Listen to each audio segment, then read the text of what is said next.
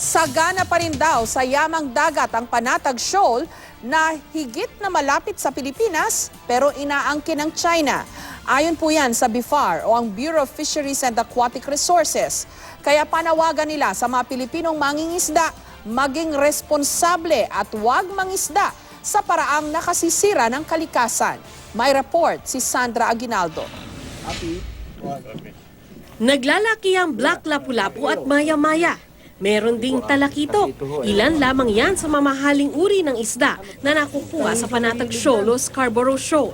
Ayon sa Bureau of Fisheries and Aquatic Resources, sagana pa rin sa yamang dagat ang malawak na bahura na higit na malapit sa Pilipinas pero inaangkin ng China.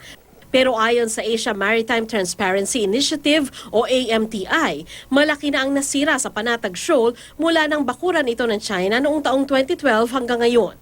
Sa mga satellite image na ito mula sa AMTI, makikita na halos di iniiwan ng malaking barko ng Chinese government ang bunganga ng lagoon ng Panatag Shoal at ang paligid ng bahura.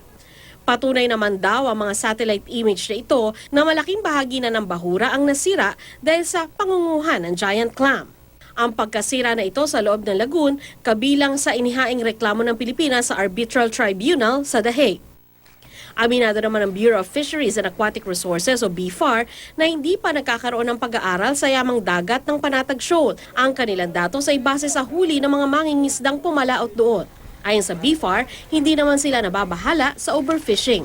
Hindi naman tayo pa nangangamba sa ngayon na magkaroon ng overfishing kasi unang-una may kalayuan po yung lugar. So ang nakakapunta lamang doon sa lugar ay yung may kakayahan talaga na makarating doon at makapangisda. So hindi lahat ng mga bangka ay makakapunta doon. Pangalawa po, masasabi natin na parang merong natural close fishing season doon sa area dahil sa tinatawag nating harsh oceanographic condition. May mga panahon po na malakas talaga yung alon doon.